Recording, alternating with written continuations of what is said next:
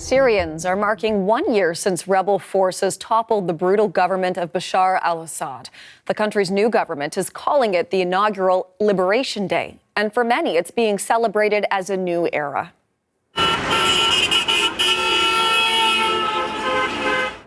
You're looking at celebrations in the capital, Damascus. Syria continues to struggle to find stability after more than 13 years of war.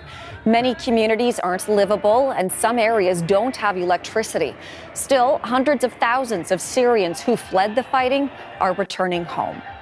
Well, for a closer look at the day, we are joined now by Tareq Hadhad in Halifax. Tareq first came to Canada as a refugee from Syria in 2015. He's also the CEO and founder of Peace by Chocolate. It's a confectionery company he rebuilt in Nova Scotia after arriving here. So, Tareq, thank you for your time today. We do appreciate it.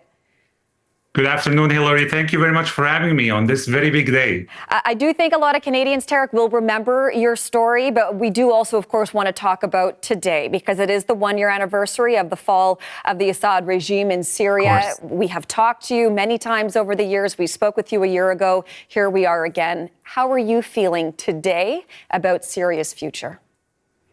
Well, there is a mix of emotions. There's relief, there's grief, there is hope, there's pride, there is no limit to what any Syrian would feel on a day like today, because 1 year ago, whatever we have seen over the past 12 months was simply impossible. So we're quite proud of the accomplishment of toppling one of the most oppressive regimes in humanity's history that killed over 1 million people, that hundreds of thousands have disappeared, that so many families have, suffered so much just because of, one president or one regime or one government. So everyone is quite, taking a deep breath on this anniversary, celebrating with so much joy. As you can see on the streets of Damascus, the city that did not sleep for over a week. So everyone is quite happy, is quite relieved, and everyone is excited about what to come. This year has had so many challenges for sure, but the journey to rebuilding is not an easy one. It takes so much patience, it takes so much determination, compassion,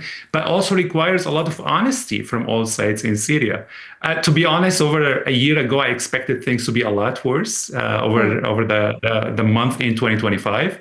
But I'm quite happy with the achievements and accomplishments, with the determination and perseverance of the Syrian people, that they are only hoping of a better future for themselves and their families. And it just requires the support of everyone. And I'm quite happy that Canada joined the global community over the past few days, announcing, that it's lifting sanctions and recognizing Syria and supporting, the future of the country and supporting the efforts that are being done to make sure that Syria is stable for the future.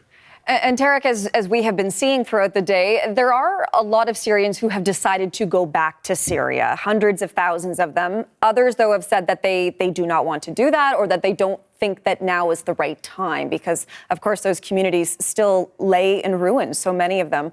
What are your thoughts on that? Well, certainly it is a personal choice for so many families that they haven't seen their loved ones in so many years.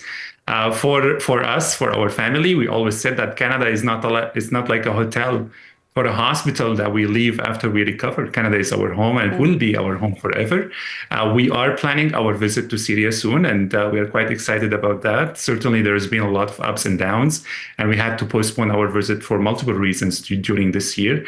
But every Syrian family is quite excited for the possibility for them to go back home and really experience the freedom and experience the things that they actually never thought possible. So it is certainly, a moment to think about how the country is moving forward, but also how to support people that they still cannot find safety in Syria. It's going to take a long time, to get the country back on its feet. It is a 50-year dictatorship that was toppled last year. So it's not going to take 12 months only to rebuild. It's going to take much longer.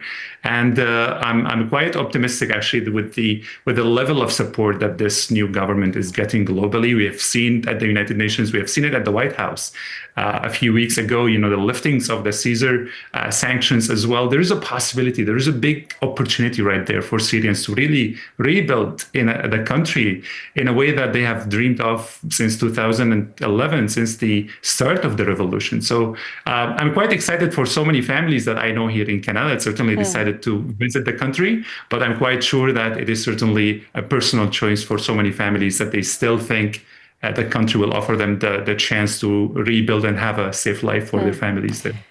Well, Tareq, we want to thank you so much for making a little bit of time for us today on this very important anniversary. And we certainly wish you and your family a safe voyage when you do decide to go back for a little visit. But for now, thank you for this. We really do appreciate your time today. Thank you very much, Hillary. Pleasure speaking with you. Tareq Hadhad in Halifax for us. He came to Canada as a refugee from Syria in 2015. And he's, of course, the CEO and founder of Peace by Chocolate.